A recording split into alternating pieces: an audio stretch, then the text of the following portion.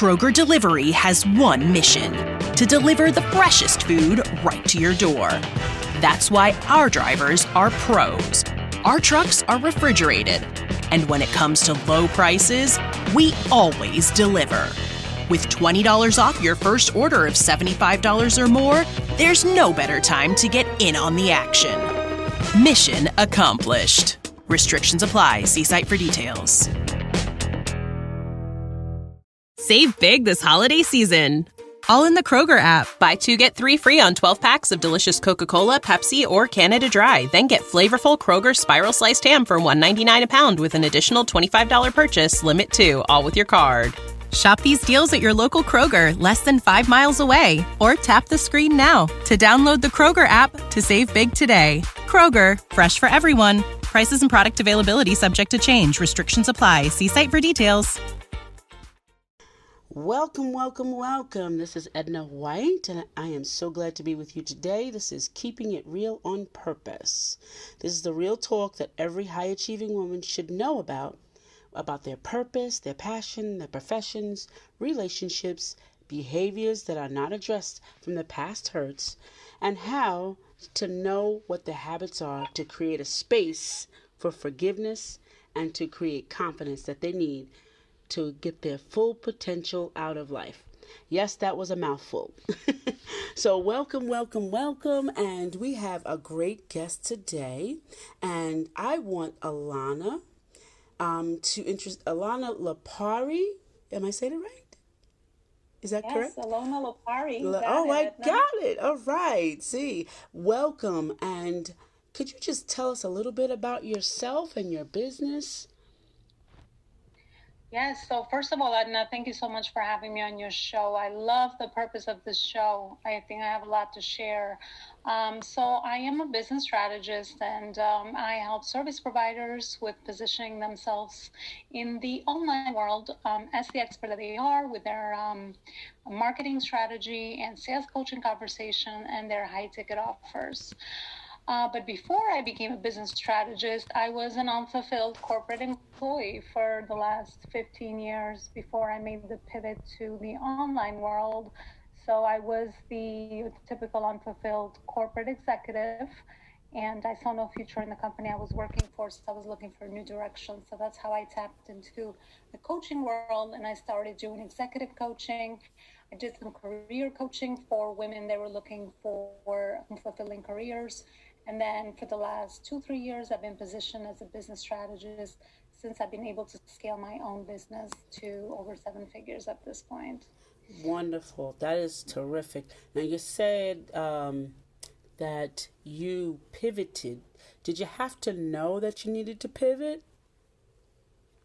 It started to become apparent because I was at my company for a long time. So I felt that due to the culture of the company or the corporation changing, I didn't see a future then anymore. And I think I'm that high achiever person that was climbing the corporate ladder. And when I saw no future, it just became apparent that I need to look for a new direction. But obviously at that point, I wasn't really sure what that was going to be. So that's how I started going into the spiritual and self-development world to figure out, what my next step was going to be. So I would say intuitively, it started to come slowly that I needed to make a change. Yes, for sure. And what feelings did that bring up to surface for you?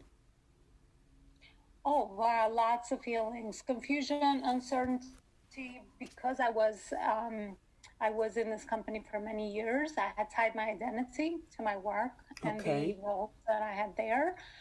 So I almost had an identity crisis after I was about to figure out what my next step was going to be, because I didn't see myself beyond those roles that I had earned the respect of the teams that I built and the people I was working with. So one of the feelings I remember the most is a lot of confusion, a lot of uncertainty, and a lot of this loss feeling. You talked about that at the beginning of your show, but it feels like, there's a loss. There's the past, it's over, and now I had to figure out a new direction. So it's almost I had to give rebirth to my future self, and however that was going to look like at that point, it was very, very confusing. So I would say those were some of the major feelings that I felt at that time, So for total sure. confusion.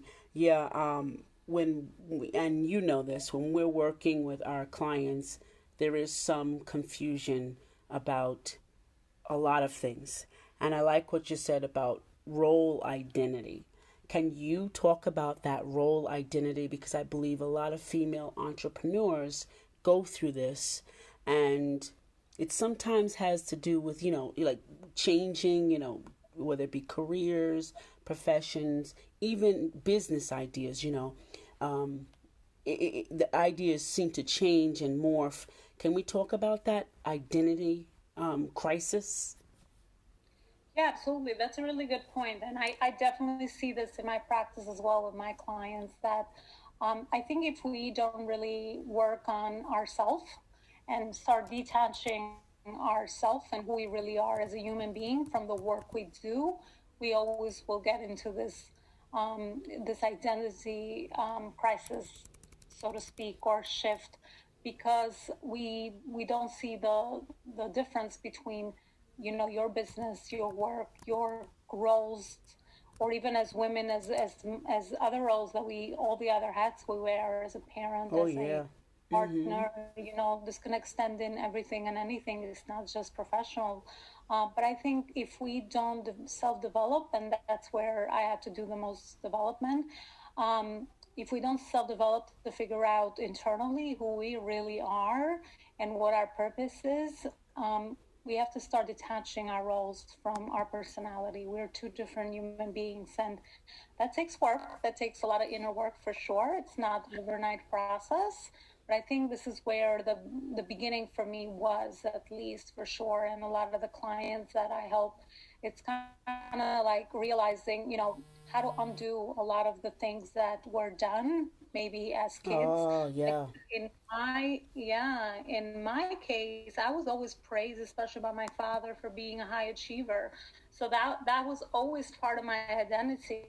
So I always thought that that's how I would get love. If I didn't Mm-hmm. achieve, then I wouldn't be loved. I wouldn't be worth anything. So I had to really go in deep and heal myself through those things, and really become clear about why am I doing what I'm doing. Is it because I'm feeling this need, or is it because it's really fulfilling me to the next level of the things that I want to do. So, yeah, I think it's closely connected for sure. And it takes lots of inner work to start detaching yourself from all the other roles that we have as women. Oh, that's great stuff there, because I get what you're saying, and it's very important that we get so attached to the roles. Because I know with working with my clientele, I'll ask them, describe yourself, and they'll say I'm a mother, and they'll attach all these roles to them, and then I'm like, okay, but I said describe yourself, not your roles, and they were like, what? So it's important to know that we're what's the word I'm looking for? Like we're many layers. We are many layers, and they all work together, and it's important to know that. Yeah, absolutely. And a lot of us, unless we develop ourselves or do the self work, we see, we attach our worth to it. I think that's why we keep it around, because especially as moms, right? I mean, I've done many, I've had a lot of work to do on the parenting side as well, because a lot of things I would do for my kids is because I needed to maybe enable them or do things for them, because if I didn't do that for them, then I was not going to be a good parent. So Right. I think a lot of times we wear it as a shield, of a badge of kind of protection from really seeing ourselves for what we really are at that Ah, core. excellent. Yeah. So I That think that's makes important. great sense. I mean, that's important for a lot of women, because I've even heard the statement, I'm living through my children, so I have to make sure, that they're doing all the things that I wouldn't do, that I didn't get the chance to do. And we forget about ourselves. Can we talk about, like, how do we come back into ourselves? as women who are in business? Yeah, I think it's back to your practices. I would swear for my habits that I built over the years, the first thing that made such a huge difference for me was meditation. Yeah. This is where I started this journey of meditation and really sitting with myself. And of course, it was awkward at the beginning. It's a process. It's a new practice. Right. But the more you do it, the more you kind of start feeling, getting in touch with your inner self and your intuition, which now in business I've learned that it's one of my best skills and it could definitely be sharpened. Absolutely. But yep, and that's what I would say that would be the first thing that I personally would tell other people, and that has helped me tremendously. So the more I started getting quiet and trying to hear my inner self and what did I want out of life, what were my goals, and kind of wash away from what society wanted me to do, parenting, people in my life, try to unlayer a lot of the things. I think that's where it starts. Having a spiritual practice for sure. I think this is a must have. It's not something we do occasionally. Right. Whether, like I said, for some people it could be yoga, for some people it can be meditation, some people do journaling. I'm also a very high believer in journaling, because the journaling really channels your thoughts and really gets to those feelings and the things that might be blocking us, and really taps into those desires that sometimes we don't even say out loud because we might have other fears that show up. So I would say, these three practices are powerful for sure, but meditation and journaling are the go-to, and really coming up with a daily practice. These should be habits, not just things that we do once in a while. Right. And then it's a process. Some Yeah. days are better than others. Yeah. For sure. There's no Absolutely. magic. There's no magic pill to self-growth. Right. But you're definitely starting the process towards the healing, which I think is the most important thing. Absolutely. And a lot of the times it's not about learning new things, it's about unlearning. Unlearning. You got that right. You absolutely have that right. Unlearning things that, you've kept in your mind, even subconsciously. You're like, oh, I didn't know I agreed to that, but you did agree to it, unbeknownst to you. And like you explained about like how your father praised you because you were an overachiever, and you kind of related to that to love, and that's where we get kind of lost, or we get under all of that stuff. The real us gets under all of that stuff, and we have to kind of unearth that. It's really a great point. I know when I started meditation, it was very difficult. I started about 2007. And it was very difficult. It was very difficult. But it was, well, I wouldn't say difficult. Let me just say challenging, because I wanted to make a change. So, all of it has to do with choice, because I hear from you, you made a choice to say, I need to grow from this. I need to switch from that. What's the biggest challenge you have with your specific role right now? And how have you overcome it? As far as the self-growth part, since we're talking about this topic in business, I think business and self-development are one thing. It's not one thing or another. That's right. Yes. Every level you go into in your business, every new goal you set, every new strategy you try, everything that's new is always start stirring up more work. And a lot of times, I always say it's like, oh my Jesus, is this ever going to, end? But yes, it's not the right way to think about it. Yeah. Because it's a process. So right. Every new layer, as much as you think you've done work, on yourself, every new layer, every new goal, everything. I work mostly with people that are scaling to high ticket and 6-7 figures. So you really see those feelings of limitation and not worth, and money limitations, because they show up every time you're trying to play a bigger game. You're gonna have to deal with all these things. I would say it's an ongoing challenge, right? But I have learned to love it. I feel like where my fear goes nowadays, it's where I need to be.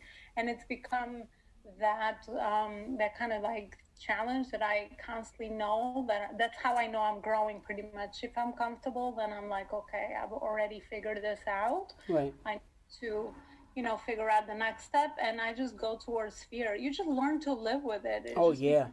state of being rather than fighting it, because in order for me to build the vision that I have to go through the journey and the process. So I Yeah. would say that's would be the ongoing daily challenge of constantly overcoming my limitations Right. and figuring out what my potential is. And I'm sure in this lifetime I will never, reach it, Mm-hmm. but I am in the attempt of constantly growing and getting to, growing through the journey. And that's Exactly. why I love business, because it's the only thing I've known so far to be able to um, really grow you through the process, as Mm-hmm. well as while you make an impact doing it. So Right. yeah. Exactly. And it's great to know our strengths and our weaknesses, and as you said, our fears as well. And we know that this part of the journey in entrepreneurship, small business, executives, changing careers, everything's not going to be peaches and cream. And we don't want to make it feel comfortable. We want to make it feel real. What is the biggest failure that you had this year, and could you share with the audience how you overcame it? Because we are going to face some failures, and we need to be comfortable with it, as you said. Yeah, no, absolutely. It's failures are part of the journey. I mean, with every new idea that I have or new vision for the business, nothing happens like magic. Right. Even though, I've been in doing this for many years, and I would say I know the strategies and I teach my clients strategies, but every new level, it'll require you falling on your butt, Yes. learning and learning how to get up. I mean, at this point, it becomes one of those things. I mean, I would say failed launches. Maybe I had set up a launch for one of my programs, and it's not a lot of turnout. You hear crickets, so you have to go Yes. back to the drawing table and figure out.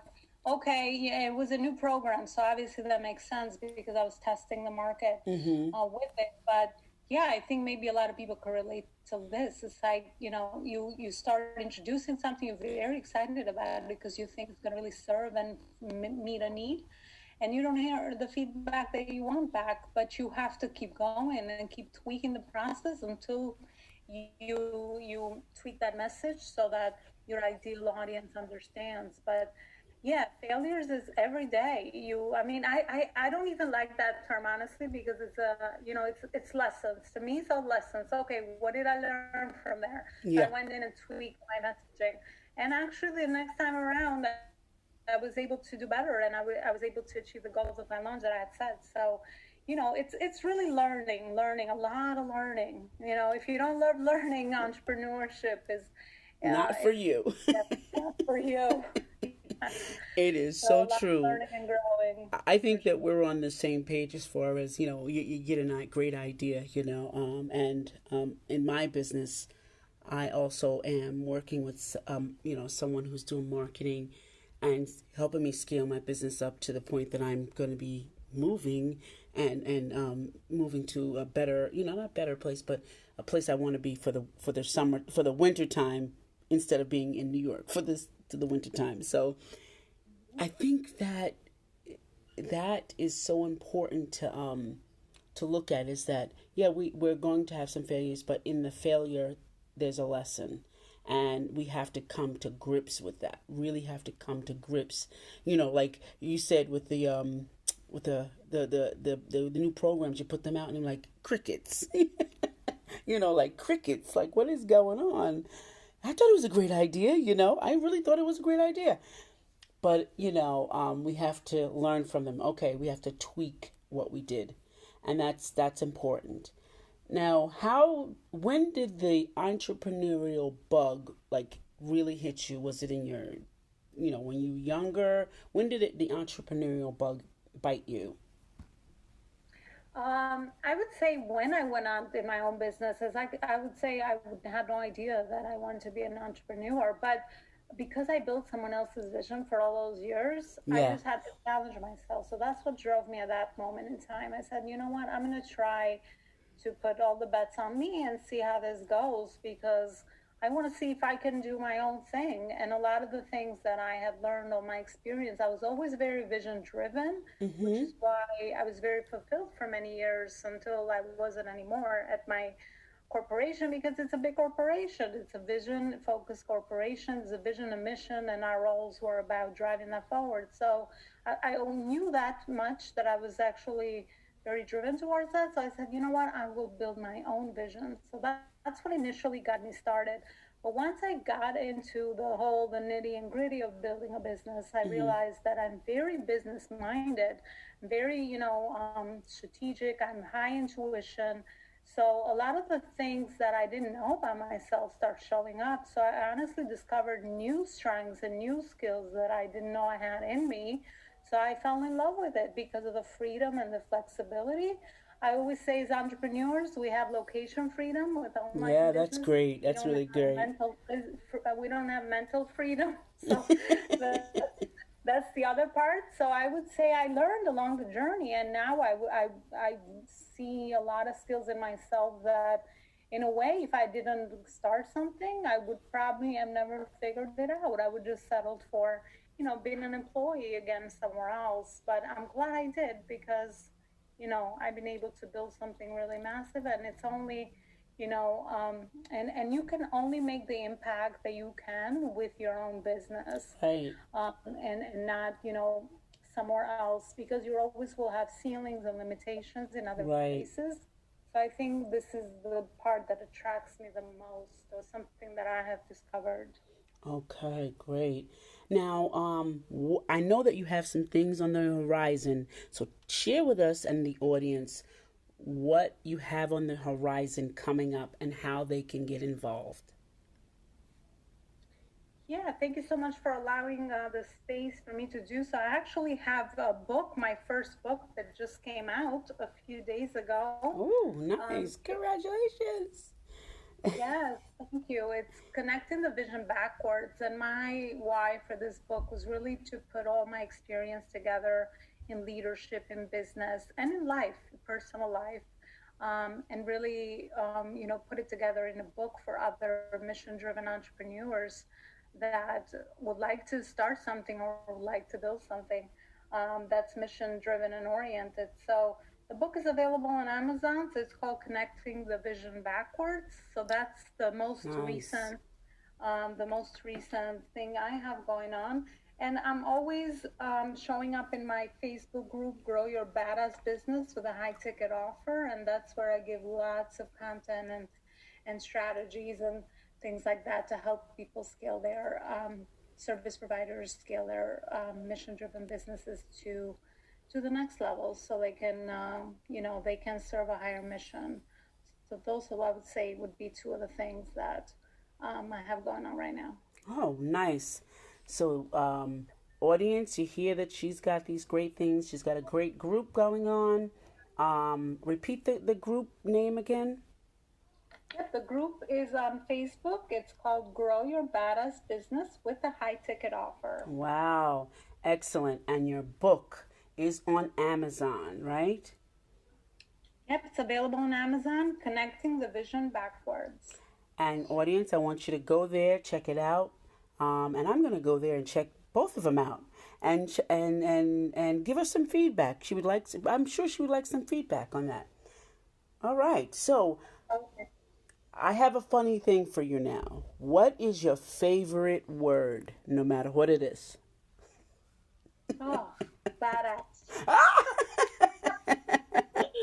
Oh boy, badass is part of my branding. It's always attracted me, especially in entrepreneurship, because someone that's badass to me is someone that defied all their limitations and created something massive to serve humanity. Because I'm also very mission driven. So, yeah, badass for sure. Okay. And well, I have another funny, just to learn more about you, Alana. What is your favorite sound or noise? Oh, rain for sure. Rain Okay. on the ground. It's the best. Oh, okay. So I guess you love to sleep and be calm, right? That's where I find myself for sure. Yes, okay. That is perfect. So, do you have any last parting words for the audience to encourage them, to inspire them? Yeah, I would just say for people to go after their dreams, and don't be afraid to fail. As we spoke before, don't be afraid to fail. It's all learning, as long as they're heading towards their purpose and figuring out, how can they make an impact in the world, they're in the right direction. I always say that everything's an experience, nothing is wasted, and Yes. everything is serving you for that next version that you'll be coming in the future. So chase your dreams, don't listen to your fears, develop your courage, be persistent, be determined, build those habits, and you'll achieve anything that you ever set your mind to. That's my other favorite quote. Anything you set your mind to, you can always achieve. So that's my personal affirmation. So I'd like to leave your audience with that, Edna. That is wonderful. I appreciate that. Well, Lopaei, I really appreciate you with your business. Badass. What? Badass mission driven entrepreneurs. That's all I remember is badass. That's all I'm gonna remember.